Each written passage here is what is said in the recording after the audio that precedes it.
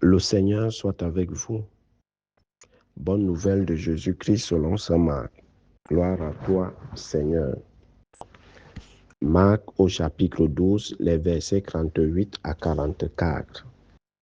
En ce temps-là, dans son enseignement, Jésus disait, « Méfiez-vous des scribes qui tiennent à se promener en vêtements d'apparat et qui aiment les salutations sur les places publiques, les sièges d'honneur dans les synagogues et les places d'honneur dans les dîners. Ils dévorent les biens des veuves et pour l'apparence, ils font de longues prières. Ils seront d'autant plus sévèrement jugés. » Jésus était assis dans le temple en face de la salle du trésor et regardait comment la foule y mettait de l'argent. Beaucoup de riches y mettaient de grosses sommes. Une pauvre veuve s'avança et mit 2 petites pièces de monnaie. Jésus appela ses disciples et leur déclara, « Amen, je vous le dis, cette pauvre veuve a mis dans le trésor plus que tous les autres, car tous, ils ont pris sur leur superflu, mais elle a pris sur son indigence. Elle a mis tout ce qu'elle possédait, tout ce qu'elle avait pour vivre. » Acclamons la parole de Dieu. Louange à toi, Seigneur Jésus. Bien-aimés de Dieu, chers frères et sœurs en Christ, loué soit Jésus-Christ. Loué soit le saint nom de Jésus-Christ. Bonjour à tout le monde. Comme à l'accoutumée dans notre église catholique, le samedi est un jour dévotionnel à la bienheureuse Vierge Marie, où nous vénérons notre très sainte Mère du ciel, où nous lui vouons une dévotion, un culte, afin qu'elle intercède pour nous auprès de son Fils Jésus-Christ.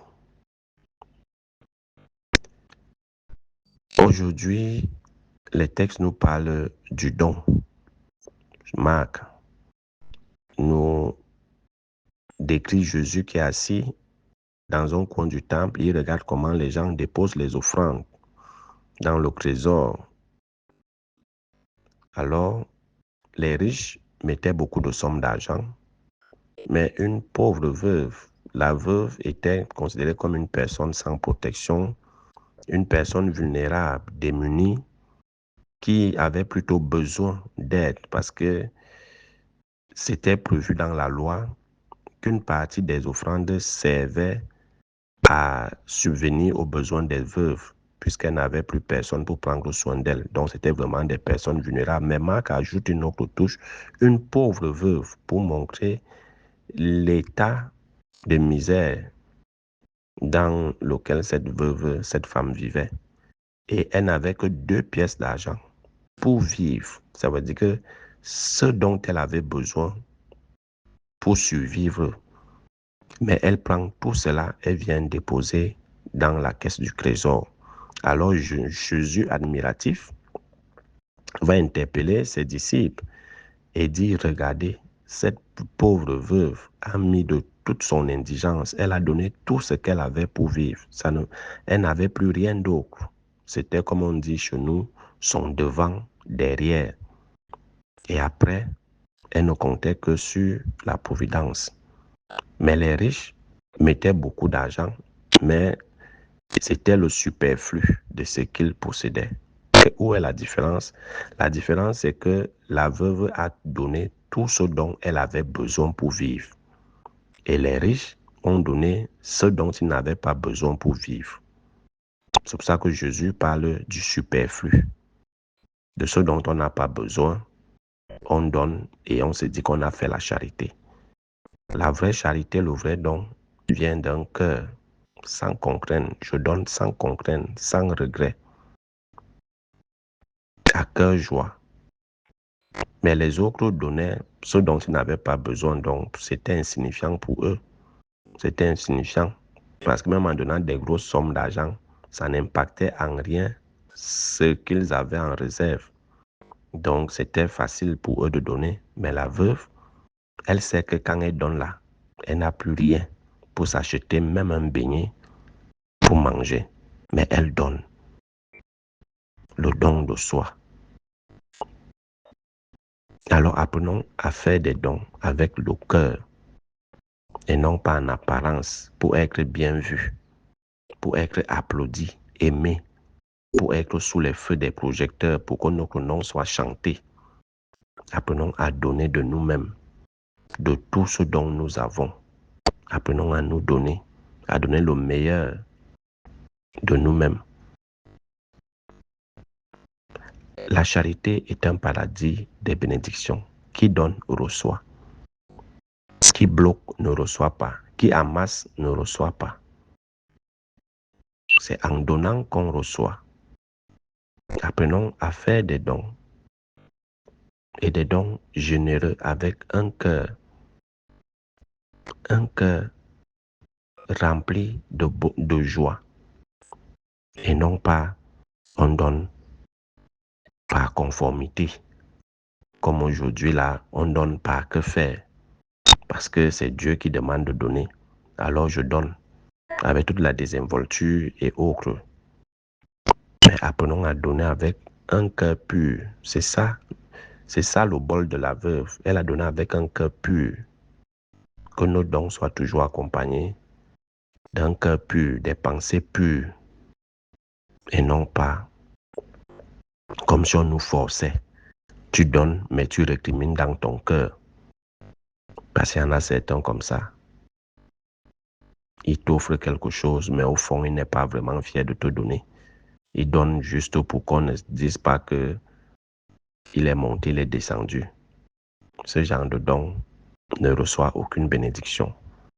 Apprenons à donner sincèrement, sans rien attendre en retour. Apprenons à donner tout ce que nous possédons. Comme si après, c'est fini pour nous. Et c'est ce que Jésus attend de nous. Et c'est ça le véritable dépouillement. En se dépouillant, on ne doit rien laisser. C'est ça la logique du dépouillement. On se dépouille, on donne tout à Dieu. On donne tout à Dieu. On ne donne pas en gardant. On ne donne pas en gardant. Même dans le processus de conversion, on se convertit en se dépouillant de ce qui nous empêche de nous sanctifier. On ne dit pas, bon, je donne d'abord l'orgueil, je garde la colère. Après, je vais donner la colère et je garde le mensonge. Non, il faut donner sans rien réserver. Donc, voilà ce que le Seigneur nous enseigne à travers Saint Marc aujourd'hui. La qualité du don, à savoir donner. Le vrai don vient d'un cœur pur, sans restriction, sans regret. On donne le meilleur. Et c'était ça la différence entre le don de Caïn et le don d'Abel. Abel donnait tout ce qui était meilleur de fruits, tous les meilleurs produits de son champ, tandis que Abel donnait, tandis que Caïn donnait tout ce qui n'allait pas utiliser, donc les résidus et autres, et il gardait le meilleur pour lui. Alors le Seigneur a agréé ce qui vient du fond du cœur, avec des pensées pures, et il a rejeté les dons de Caïn. Et Caïn s'est épris de jalousie et il a fini par tuer son frère Abel. Alors, ne soyons pas surpris que ceux qui donnent avec cette sincérité, cette pureté de cœur, soient toujours bénis, que ceux qui donnent ce dont ils n'ont plus besoin. Ils donnent ce dont ils veulent se débarrasser en fait. Comme parfois quand on dit don caritas, vous allez voir les gens partent chercher les habits percés, les chaussures gâtées. Quand tu vas offrir une chaussure qui est décollée à quelqu'un, c'est pour qu'il prenne l'argent ou pour encore aller recoller cette chaussure. Soyons souvent sérieux quand on fait des dons. Tu donnes des habits sales aux gens, les habits il y a gâtés, les fermetures gâtées pour qu'ils prennent l'argent ou pour encore l'acheter la fermeture. Vous allez voir, ils choisissent les habits il y a percés, déchirés, que la personne qui va prendre doit encore aller raccommoder. Les chaussures, on ne comprend même plus la forme du talon pour qu'il peut encore dépenser. Le don, c'est je prends ce qui est beau, mais ce qui est bien, et je donne afin que l'autre aussi soit bien, qu'il se sente valorisé et aimé. C'est ça le don. Si tu donnes les mauvaises choses, les pourries choses, et tu chantes partout que tu fais les dons, à quel genre de don? Et la charité ne fait pas de bruit. Comme les dons maintenant, on parle au orphelinat, on appelle les chaînes de télé et autres. Non, la charité n'a pas besoin de bruit. Que ce que ta main gauche donne, que ta main droite l'ignore, et vice-versa, c'est comme ça. Donc voilà, chers frères et sœurs, ce que le Seigneur attend de nous en ce jour et en ce mois en ce mois dédié au Sacré-Cœur de Jésus, ce cœur plein d'amour, de pureté, ce cœur plein de pitié, de miséricorde. Voilà ce que le Seigneur attend de nous, que chacun de nous purifie son cœur dans le Sacré-Cœur de Jésus, que chacun de nous purifie son cœur. Et il nous demande également de ne pas rechercher à tout prix la reconnaissance, comme Jésus qui enseignait disait: méfiez-vous des scribes qui aiment les salutations sur les places publiques, les sièges d'honneur, les places d'honneur dans les dîners et autres. Apprenons à être humble et discret dans la vie. Fais ce que tu as fait sans te faire remarquer.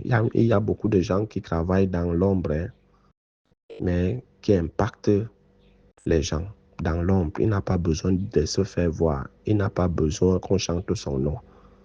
Mais il y en a d'autres, ils aiment se faire remarquer. Ils aiment quand on sent leur présence, qu'ils sont là, qu'ils ont fait quelque chose. Apprenons à être humble et discret dans la vie. Fais ce que tu as fait, serviteur inutile. Tu fais ce que tu as fait et tu te retires. Qu'on te remercie, qu'on ne te remercie pas, tu as fait ce que tu as à faire. Et c'est ce que Saint Paul demande à Timothée, de faire son travail d'évangélisateur, même si les gens ne supportent pas la vérité, même si les gens ne veulent plus entendre la vérité évangélique, qui ne doit pas se décourager. Parce que c'est ce que nous vivons dans notre monde actuel. Saint Paul le disait déjà: un temps viendra où les gens ne supporteront plus l'enseignement de la sainte doctrine, mais au gré de leurs caprices, ils iront se chercher une foule de maîtres pour calmer leur démangeaison d'entendre du nouveau. Ils refuseront d'entendre la vérité pour se tourner vers des récits mythologiques. Mais toi, en toute chose, garde la mesure, supporte la souffrance, fais ton travail d'évangélisateur, accomplis jusqu'au bout ton ministère. Ne jamais se décourager, même face au rejet, face au refus, même face aux humiliations, à l'indifférence. Toujours accomplir son travail avec devoir, pas devoir. Ne te laisse pas influencer par le comportement des gens. Aujourd'hui, on veut que l'évangile soit adapté au monde. Aujourd'hui, on veut que l'évangile de Jésus soit en conformité avec le monde. Donc, c'est l'évangile qui doit s'adapter. Ce n'est pas le monde qui doit s'adapter à l'évangile. C'est plutôt l'évangile qui doit s'adapter au monde. Et d'où ces contre-doctrines que nous avons un peu partout. D'où ces récits de mythologie qu'on refait, qui refont surface. Et les Kamites, et les Kémites, et les ceci, et les cela. Tout ça. Tout ça avait déjà été prévu. Donc, je ne sais même pas pourquoi certaines choses surprennent. Tout simplement parce qu'on ne lit pas la parole de Dieu. Tout ça avait été prévu. On revient sur les récits mythologiques des civilisations pour démontrer que Dieu n'existe pas, que la religion est montée, que c'est descendu.